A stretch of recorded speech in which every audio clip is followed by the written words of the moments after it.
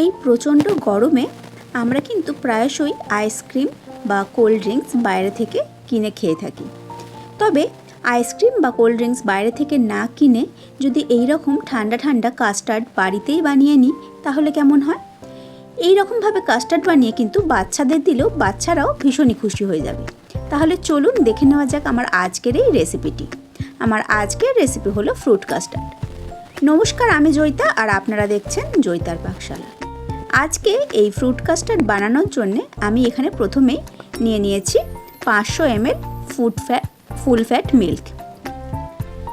দুধটাকে আমি একটা পাত্রের মধ্যে ঢেলে নিয়ে আমি গ্যাসে গরম হতে বসিয়ে দিয়েছি। দুধটা মিনিট খানেক একটু গরম হয়ে গেলে আমি একটু আঙুলের সাহায্যে চেক করে দেখে নিলাম একদম উষ্ণ গরম হয়ে গেছে দুধটা। সেই স্টেজে আমি একটা পাত্রের মধ্যে 1.5 হাতা পরিমাণ দুধ তুলে নিয়েছি। এই যে দুধটা আমি তুলে নিলাম, এই দুধের মধ্যেই আমি কাস্টার্ডটা গুলব। কাস্টার্ড কিন্তু একদম হালকা উষ্ণ গরম দুধের মধ্যে গুলতে হয়। খুব বেশি গরম দুধের মধ্যে কিন্তু কাস্টার্ড গোলা যায় না, তাহলে কিন্তু কাস্টার্ড দলা পাকিয়ে যায়।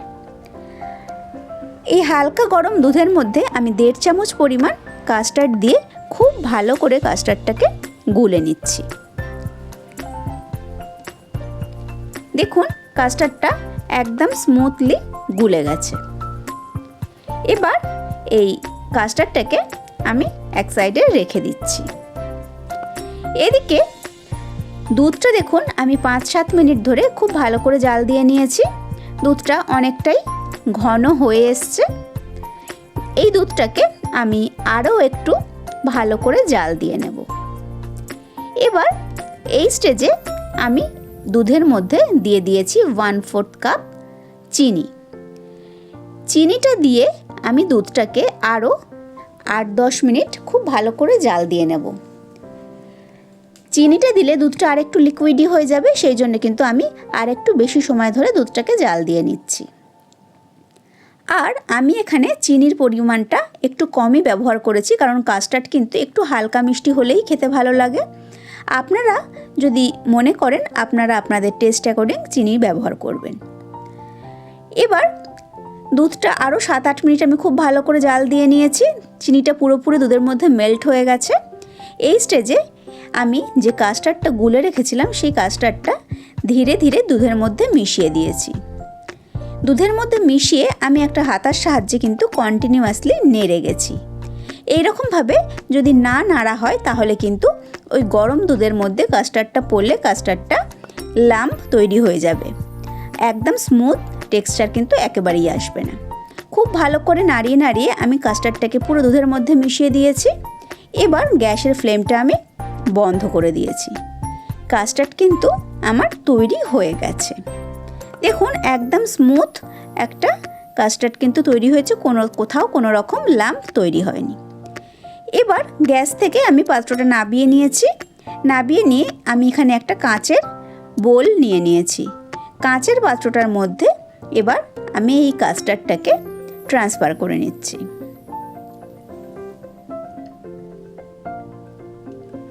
পুরো কাস্টার্ডটাকে এই কাঁচের পাত্রটার মধ্যে ট্রান্সফার করে নিয়ে কাস্টার্ডটাকে আমি একটা এয়ারটাইট ঢাকা দিয়ে আটকে দিয়ে 2 থেকে 2.5 ঘন্টার জন্যে ফ্রিজে রেখে দিয়েছি ঠান্ডা হওয়ার জন্যে।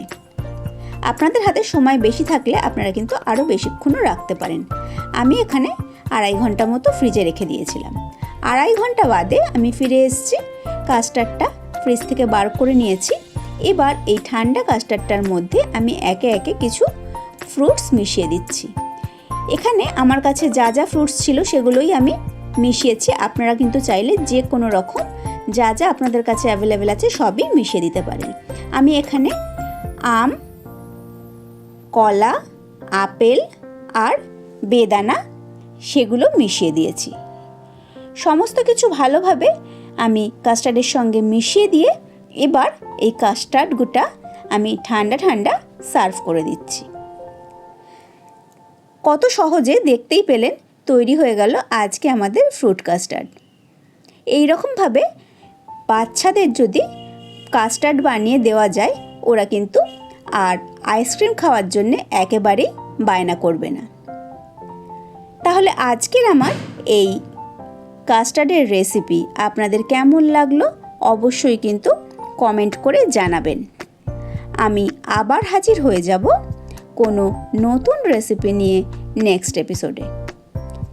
ভালো থাকবেন, সুস্থ থাকবেন। আর আপনারা দেখছিলেন জয়িতার পাকশালা। ধন্যবাদ।